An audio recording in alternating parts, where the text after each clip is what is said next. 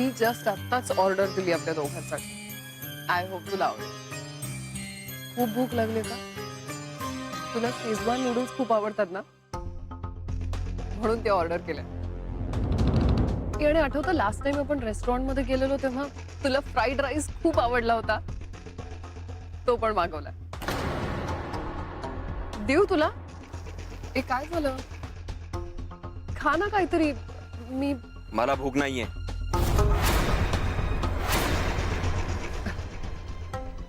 अच्छा, कळलं मला.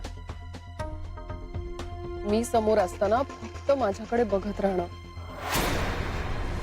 यातून तुला वेळ मिळाला तर तू काही करशील ना. हे पण तन्मय, खरं सांगू, माझं पण अगदी असंच होतं. तू समोर असलास ना, तहान भूक कसलंच भान राहत नाही मला. फक्त तू दिसतो. ए पण असं नाही चालणार. काहीतरी तर खायला लागेल. थांब, मी सर्व करते तुला. ठीक आहे. आणि राईस हे आता खा, नाही तर मला भरवावं लागेल.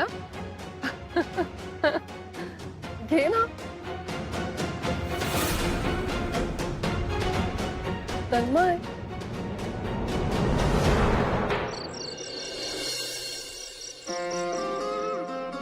एक गोष्ट माझ्या चांगलीच लक्षात आली. तुम्ही माझ्यावरचा राग नंदिनीवरती काढताय. पण आता मी ठरवलंय, एक क्षण देखील नंदिनीला इकडे ठेवणार नाही. तिच्या दृष्टीने ते घातक आहे. अहो काय बोलताय काय तुम्ही रायाशे?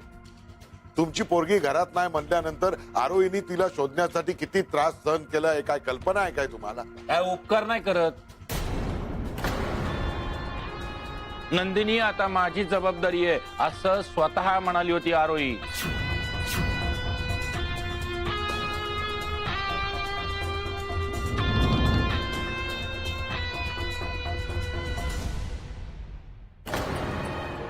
अगं, तू एकटीच आलीस? नंदिनी कुठे आहे? तन्मय सोबत आणि अगदी सुखरूप येते. दोघं येतील इतक्यातच. कोणी काळजी नका करू. बघा राया जबडे, तुमच्या पोरीची या घरामध्ये किती काळजी घेतली जाते ते. याला काळजी घेणं म्हणतात का?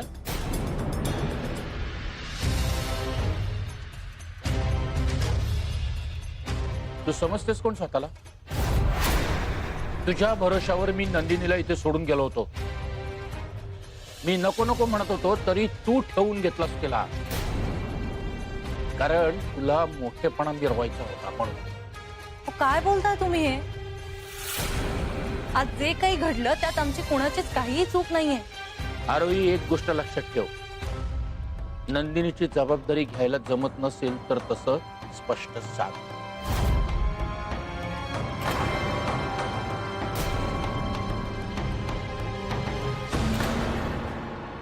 मी नंदिनीला आता घेऊन जातो.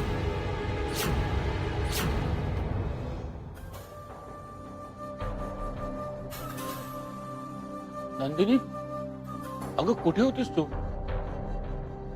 अगं किती काळजी वाटत होती मला. काळजी कशासाठी? पप्पा, मी मजेत आहे इथे.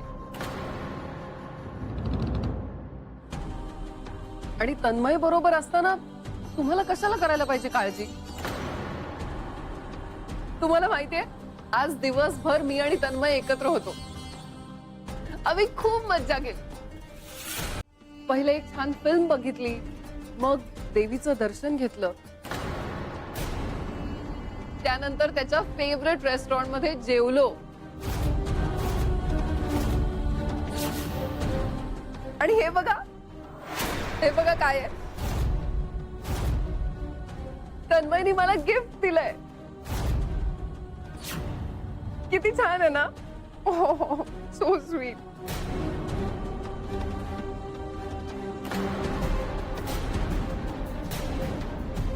बरं नंदिनी, दिवसभर एवढी फिरून थकली असशील ना खूप? तू असं कर, तू आता तुझ्या रूम मध्ये जाऊन आराम कर थोडा वेळ. ओके चालेल, मी जाते. खरंच खूप दमले पप्पा आणि खूप झोप पण येते. हा पण तुम्ही जेवून जा. काय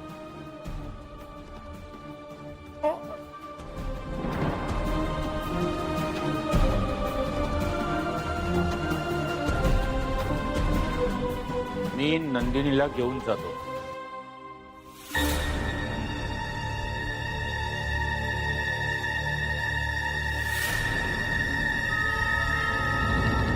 उत्तम.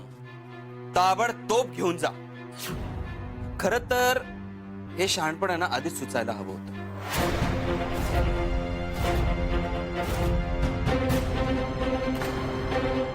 एक मिनिट राया जबडे.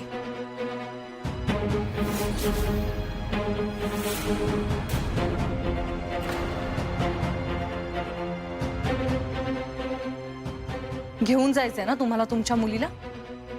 खुशाल घेऊन जा. पण त्याआधी मी जे सांगतेय ना ते नीट लक्ष देऊन ऐका.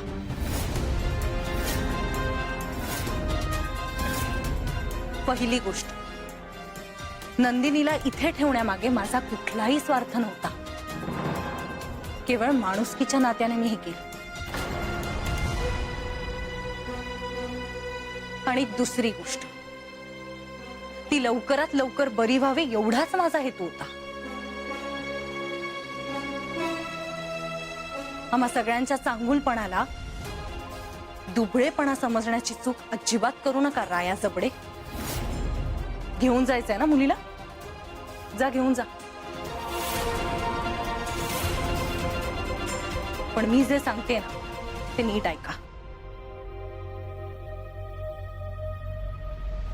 यापुढे नंदिनीच्या बाबतीत काहीही झालं तर त्याचा आमच्याशी काहीही संबंध नसेल.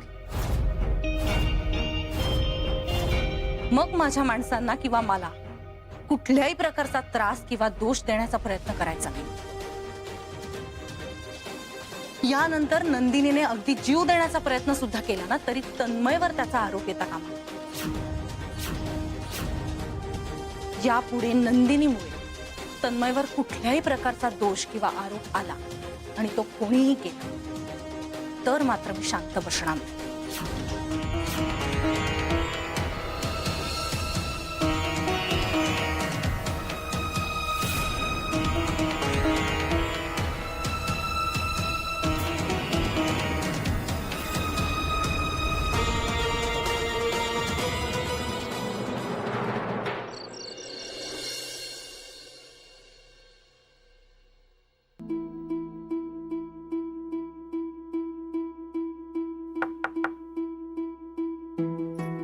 आत येऊ मी?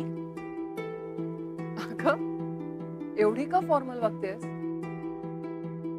मी नाही तुझ्या रूम मध्ये बिंदासपणे येते, तशीच तूही येत जा. बोल ना, काय झालं? नंदिनी, आज तू कोर्टात जातेस असं सांगून जे प्लीज पुन्हा अशी नको वागूस नंदिनी. आज दिवसभर आम्हा सगळ्यांना केवढी काळजी वाटत होती तुझी. अच्छा, म्हणजे माझा फोन लागत नव्हता म्हणून ना? तन्मय होता ना माझ्यासोबत आणि त्याच्यासोबत असल्यावर मी सगळ्यात जास्त सेफ असते. हा, पण हे बरोबर आहे की तन्मयने कळवायला हवं होतं. म्हणजे ते चुकलंच, मान्य आहे मला. पण मी खरं सांगते, मी त्याला 1000 वेळा सांगितलं, एकदा घरी फोन कर, आरोही काळजी करत असेल. पण नाही, आम्ही दोघं एकत्र असलो ना आणि मी त्याच्या समोर असले की त्याला दुसरं काहीही सुचत नाही. दुनियेची फिकीर नसते. आम्ही एकमेकांच्या सहवासात सगळं काही विसरतो. तो तर तुलाही विसरतो. आरोही, तुला माहितीये,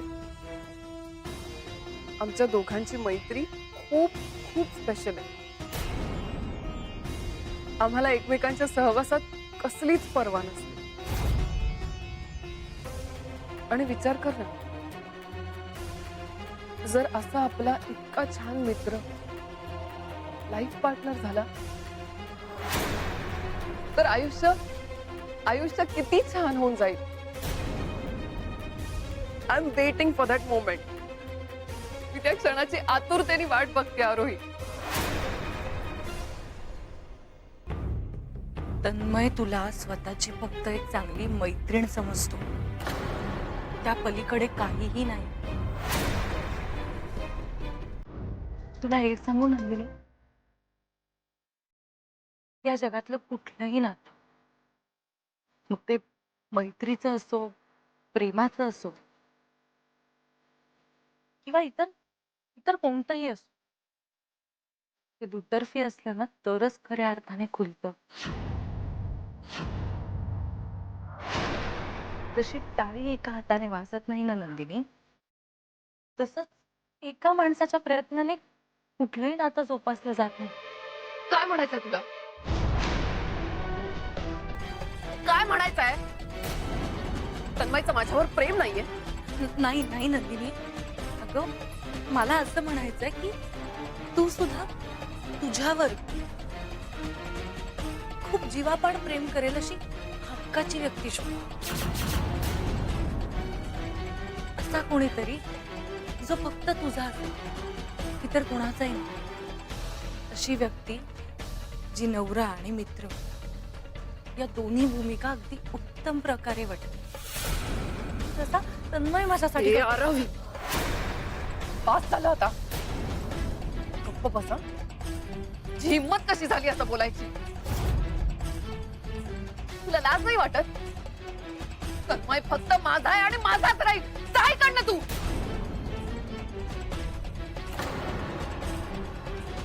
Nandini, I am sorry.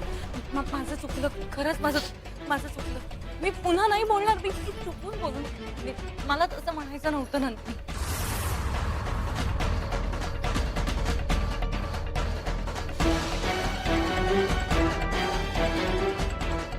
Nandini, ही गोळी घेतल्याशिवाय झोपू नकोस. नंदिनी, माझं खरंच चुकलं. मी पुन्हा नाही असं बोलणार. प्लीज माफ कर.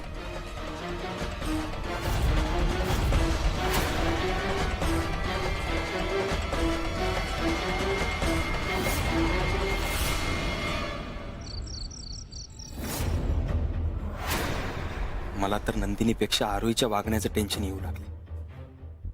एकावर एक प्रसंग घडून सुद्धा नंदिनी नाटक करते हे आरोहीला का पटत नाहीये?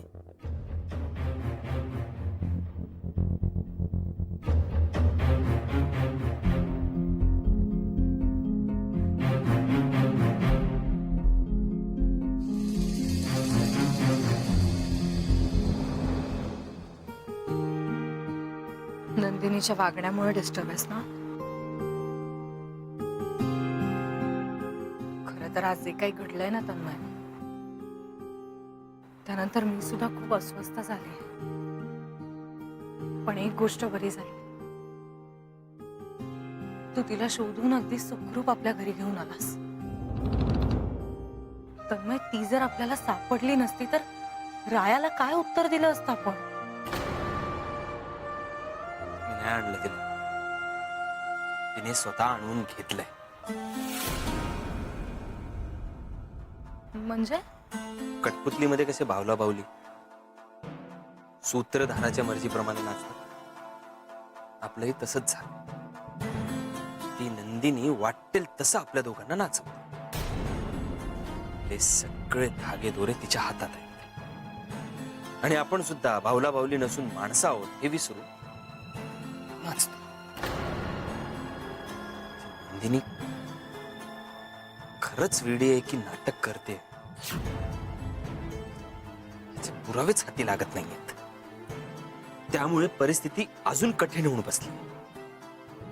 म्हणूनच मी ठरवलंय, आता नंदिनीची केस आपण आपल्या एखाद्या ओळखीच्या डॉक्टरकडे द्यायची. तन्मय, अरे आतापर्यंत दोन्ही डॉक्टर आले होते ते रायाच्या ओळखीचे होते. त्यामुळे नंदिनीच्या मानसिक अवस्थेबद्दल आपण सगळेच संभ्रमात होतो. तुझ्या माहितीतला कोणी सायकॅट्रिस्ट आहे? मी थोडी चौकशी करून नाशिक मधल्या एका प्रसिद्ध सायकियाट्रिस्टची अपॉइंटमेंट घेतली. उद्या मी एकटीच जाऊन आधी भेटून येते आणि मग नंदिनीला दाखवायला निघते. एकदा का त्यांनी तिचं चेकअप केलं ना की मग आपल्याला कळेल काय खरं आणि काय खोटं. तू नंदिनीसाठी आपल्या आयुष्यातला इतका वेळ एनर्जी वाया घालवतेस ना, मला हेच पटत नाही. खास तर संधी समोरून चालत आली होती, तो राया तिला घेऊन जात होता, का अडवलंस? तुझ्यासाठी, खरं तर आपल्या दोघांसाठी तन्मय. नंदिनीच्या मनातली तुझ्याबद्दलची आसक्ती जोवर संपत नाही ना तन्मय, तोवर ती आपल्याला सुखाने जगू देणार नाही. म्हणूनच एकदा का तिला आपण आपल्या डॉक्टरांकडे घेऊन आणलं ना की मग पुढचं काय ते ठरवता येईल. आता तू ठरवलंस तर काय बोलू? नाहीतर कुठल्याही क्षणी ती नंदिनी येईल आणि रात्र खराब करून जाईल. अरे मी काय बोलू आता याच्यावर?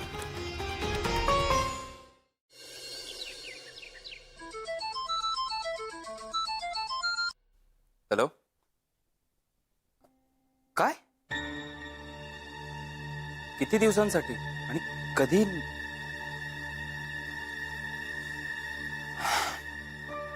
हो, मी निघतोय आता ऑफिसला, मग आपण बोलूया. काय रे? हा? काय झालं? ऑफिसमध्ये काही प्रॉब्लेम आहे का? नाही, काय नाही, मी निघतो. थांब, मला सांग आधी काय झालं. काही काळजी करण्यासारखं नाही ना? ऑफिसच्या दृष्टीने नाही, पण इथल्या दृष्टीने आहे. म्हणजे ऑफिसमधून फोन आला होता. 2 दिवसांसाठी पुण्याला जायचंय, ट्रेनिंग आहे. उद्या ऑफिसमधून परस्पर निघावं लागेल. परवा सकाळी चालू होईल ट्रेनिंग. आता काय करू काहीच समजत नाहीये मला. का रे, म्हणजे काय अडचण? काय अडचण काय म्हणजे? आई नंदिनी जे काय वागते ना, ती सगळ्यात मोठी अडचण आहे. मी इथे असतो तर काही प्रॉब्लेम नव्हता, पण मी पुण्याला असताना तिने जर काय घोळ घातला ना, तर हे मला आरोहीची खूप काळजी वाटते. मी आहे ना, मी आरोहीची काळजी घे.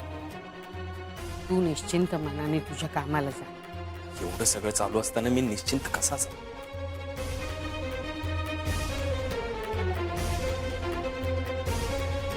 तू एक काम कर, तू आरोहीला घेऊनच जा ना तिथे. आई, हा विचार माझ्याही डोक्यात आला होता, मग पण नंदिनीला एकटं सोडून आरोही कुठेही जाणार नाही. मी बघते काय करायचं ते.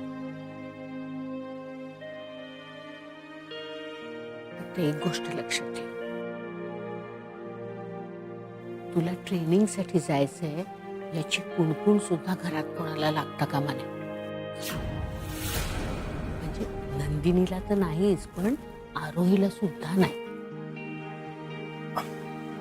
आई, ही आयडिया बेस्ट आहे. मी ती काळजी घेईन. बस, बाकी सगळं माझ्यावर सोड. थँक्यू आई, थँक्यू सो मच. आता मी निश्चिंत जाईन. जा जा जा.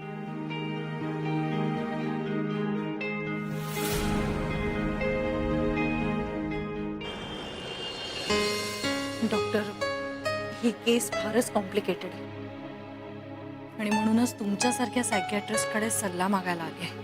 हो बोला ना, काय केस आहे? डॉक्टर, माझ्या ओळखीत एक मुलगी आहे, नंदिनी जबडे. गेल्या काही दिवसांपासून ती फारच विचित्र वागते.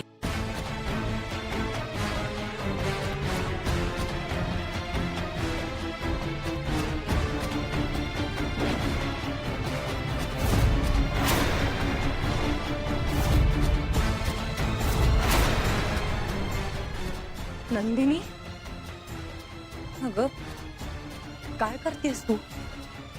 मला ना अख्ख्या जगाला ओरडून सांगावंसं वाटतंय मी तन्मयवर किती प्रेम करते ते.